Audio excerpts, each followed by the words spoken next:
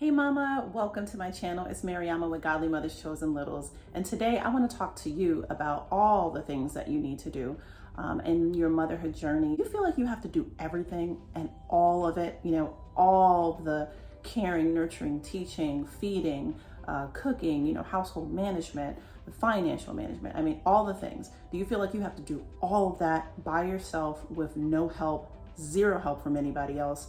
If that's you and that's how you feel, I'm here to tell you today that you don't. You don't have to do it all. Stay tuned for more.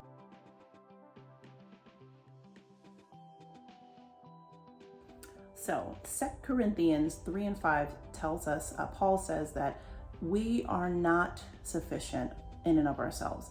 Not to think that we are sufficient in and of ourselves, to think that we can do anything by ourselves, because our sufficiency comes from God.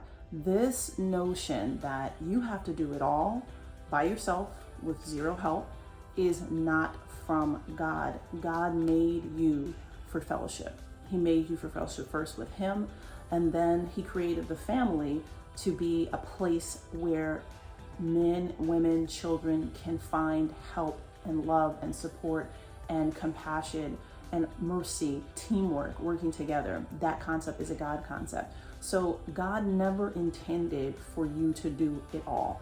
Now, the reality is our world is broken. And so single mothers are heading 80% of the households that are single parent led in this country. And they're doing everything. Right, all the motherhood duties, all the financial duties, all the household duties. They're doing literally everything, and many times by themselves. And married women in this country also are doing a lot of the parenting. The brunt of the parenting almost always falls on the mother, even in a two-parent household. And the majority of households today that are two-parent led have moms who are working full-time careers outside of they're taking care of their home and raising their children. So both single moms and married moms who are working full-time jobs outside of their home or even in the home, at the end of the day, they're taking on a huge weight of responsibility.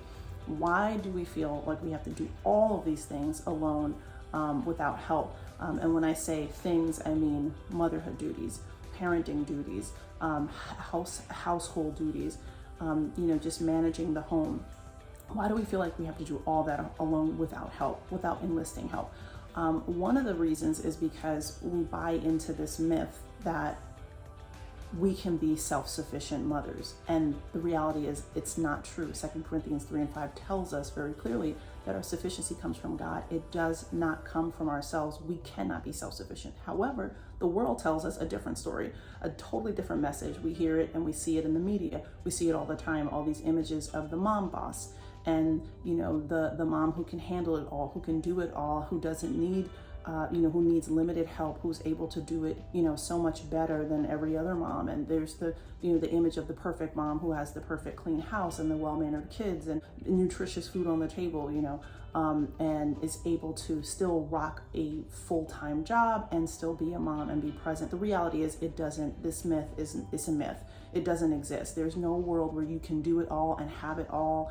It just doesn't exist. So we, as women of God, godly women and as mothers, we have to depend on God. This idea, this myth is born out of pride. If we are too prideful to ask for help, then we're not going to receive the help that we need. And then we are going to be overwhelmed, burnt out, and drained. There's a lot of reasons why we don't ask for help. So many reasons why we don't ask for help. One of the main reasons why we don't ask for help sometimes is because of our cultural norms. We are viewed as the ones that get it done. At the end of the day, moms are the ones that are viewed as, like the superwoman. She can handle the babies, the screaming babies, the fighting toddlers, and clean the house and cook a hot meal and wash the laundry and do everything, and her full-time job if outside of secular job outside of the home. And she can do all of that seamlessly somehow without ever breaking down or falling apart. It's just not realistic. Another reason why we don't ask for help is because of our comparison games that we play with other women. Oftentimes we think that this woman might be doing something better than me, or may appear to be more sufficient than I am, so I have to outdo her, or I have to keep up this, this facade that I am strong and sufficient and I don't need anybody. And it's just not realistic. And the third reason don't ask for help is because oftentimes we don't want to relinquish control. We don't want to have to allow someone else to take care of our kids or take care of our home or do anything for us if they're not going to do it like we would, the same exact way. If it's not us doing it, we just can't accept the help. So the reality is that this way of thinking is not going to yield the fruit of righteousness. It's not going to yield peace. It does the complete opposite. It actually creates this prideful, arrogant mindset, and basically puts us in a place where we are now, burnt out, stressed, overwhelmed, so our body is feeling it. And then we are oftentimes very short-tempered and frustrated and parenting out of anger and bitterness or resentment because we don't have the help we need, because once again, we're not asking for it. For whatever reason you're not asking for help, you cannot live like that and not break down and not burn out. And perhaps you have burned out before. Maybe you've burnt out 1 or 2 times before. And I know I've experienced burnout in my life. And then you just continue going on the same cycle. You've got to get off the treadmill. Get off the treadmill.